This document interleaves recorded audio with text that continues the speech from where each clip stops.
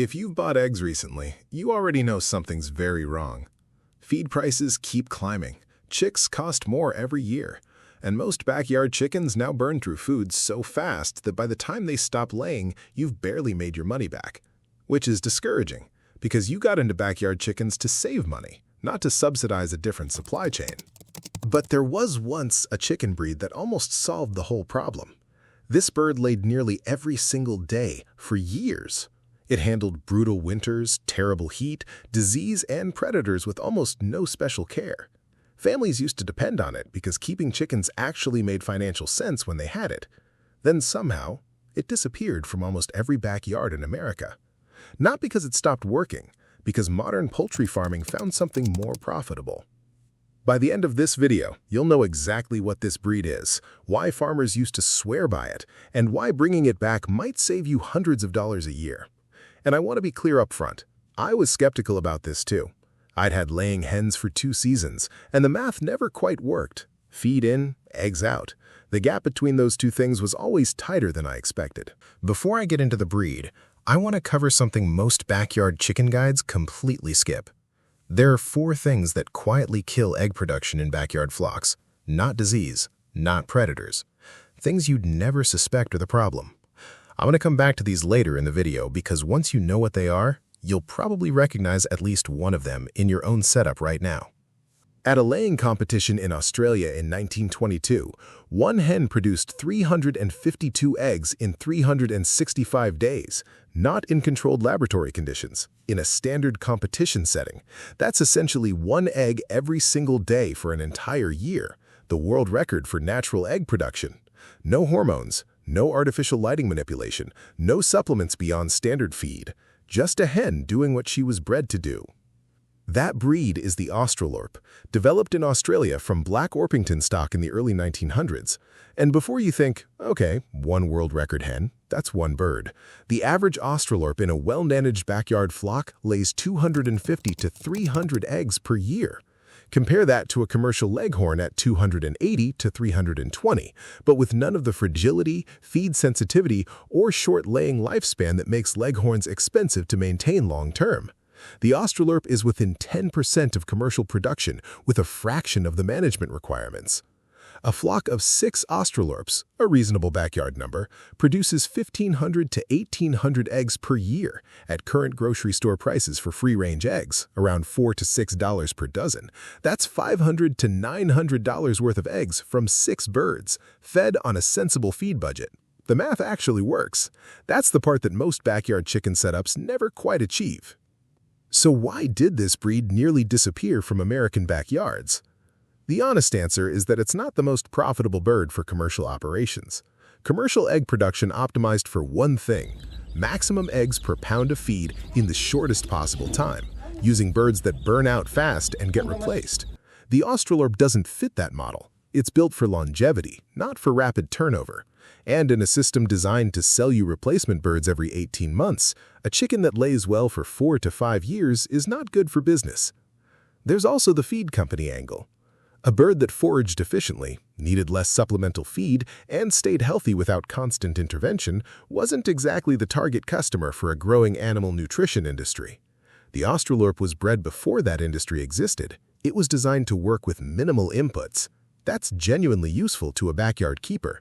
It's not particularly useful to anyone selling you products. Let's get into what actually makes this breed different, practically, not just historically. First, temperament. Australorps are calm, genuinely calm. They're one of the easiest large breeds to handle if you have kids around the flock, if you're checking birds regularly, or if you're new to keeping chickens. Panicky birds stress easily. Stressed birds lay less. Calm birds lay consistently. That connection between temperament and production is real, and most people underestimate it. Second, cold hardiness. Australorps have a single upright comb, which sounds like a cold weather liability. Single combs are more susceptible to frostbite than rose combs. But in practice, Australorps manage northern winters better than most breeds their size because of their dense feathering and overall robust constitution. They keep laying through winter months when other breeds drop off significantly. In a backyard flock, winter laying matters. A bird that stops in November and starts again in March is giving you 4 months of feed cost with no return. Third, Heat tolerance. This surprises people because Australorps are large, dark-feathered birds. Dark feathers absorb more heat, but Australorps were developed in Australia, a country with genuinely brutal summer heat, and they carry that adaptation. They handle high temperatures better than most large breeds. In southern U.S. states, Texas, Georgia, the Carolinas, and Florida, summer heat kills laying production in many breeds. Australorps maintain more consistent year-round laying in those conditions. Fourth, laying lifespan. Most commercial optimized breeds lay intensively for 18 months to 2 years, then drop off sharply. The economics of commercial production account for that. Replace the bird, restart the cycle. In a backyard context, that replacement cost adds up fast. Australorps lay productively for 3 to 5 years before significant decline. Year 1, peak production. Year 2, still strong. Year 3 and 4, reduced but still meaningful. That extended laying window changes the financial picture significantly compared to breeds you're replacing every 2 years. Fifth, foraging ability. This is where the feed cost argument gets real. Australorps are active foragers. In a backyard with reasonable space, even a modest run with rotating access to grass and garden areas, they significantly supplement their own diet. Insects, worms, seeds, plant material. A good forager can reduce your feed consumption by 20 to 30% compared to a breed that stands at the feeder all day. Over a year, that reduction is meaningful. Over 5 years of productive laying, it's substantial. One common mistake: underestimating how much space affects their foraging benefit. Australorps in a small confined run with no vegetation don't forage the way they're built to. The feed cost reduction only materializes when they actually have something to forage through. If your setup is a small concrete run, you'll get the egg production but not the feed savings. Rotational grazing, moving them to different areas of the yard in sequence, maximizes the foraging benefit and prevents them from destroying any single area. Now, sourcing Australorps. This is where you need to pay attention because quality varies significantly. Hatchery Australorps are widely available and affordable, typically $2 to $4 per chick. But hatchery birds have been bred for volume of production rather than for the breed's full characteristics. They'll lay reasonably well but won't always show the full hardiness, temperament, and laying longevity that heritage-quality Australorps deliver. If your goal is maximum eggs this season, hatchery birds are fine. If your goal is a self-sustaining, long-lived flock, source from a reputable heritage breeder. The American Poultry Association recognizes the Australorp as a standard breed. The American Livestock Breeds Conservancy lists it as a recovering breed, meaning it came close enough to commercial extinction that active preservation efforts were needed. That status matters because it tells you the heritage genetics are genuinely at risk of dilution. When you source from a breeder committed to the standard, you're getting the breed as it was intended to perform. When you source purely from commercial hatcheries, you're getting a version optimized for volume, not longevity. Feed management for Australorps specifically. They're a medium-large breed. Hens weigh 6 to 7 pounds at maturity.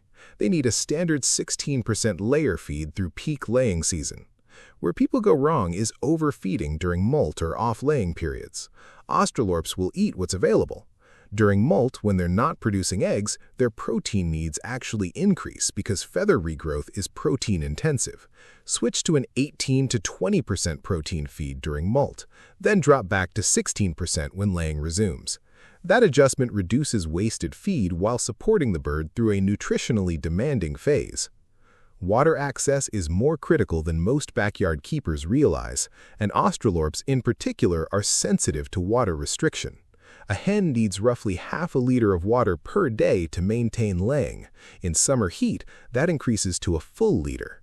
Interrupted water access, even for a few hours in peak heat, can cause a production drop that takes 7 to 10 days to recover from. If you've had a flock that seemed to be laying consistently and then suddenly dropped off without obvious illness, check your water system. Blocked nipple drinkers, frozen waterers, or simply running dry are behind more unexplained production drops than most people realize. Now for nesting box setup, often overlooked, consistently affects production. 1 nesting box per 4 hens is the standard recommendation. More than that and you waste space. Fewer and hens compete for boxes, which creates stress and suppresses laying. Australorps prefer darker, more enclosed boxes. They're not particularly attracted to bright, open nesting areas. A simple curtain across the front of each box reduces light and increases perceived privacy. It sounds like a minor detail. Flocks with properly set up nesting boxes consistently outlay identical flocks with poor nesting setups by measurable margins. Alright, I said I'd come back to the 4 things that silently reduce egg production in backyard flocks. Here they are. 1. Light. Hens need 14 to 16 hours of light per day to maintain full laying. When daylight drops below that in fall and winter, production drops automatically. A simple low-wattage bulb on a timer in the coop extending light to 16 hours keeps production going through short days. 2. Stress. New birds added to the flock, predator visits at night, dogs running the fence line, all of it suppresses laying. Hens that feel threatened stop producing. 3. Calcium deficiency. A hen that's laying heavily and not getting enough calcium will rob her own bones.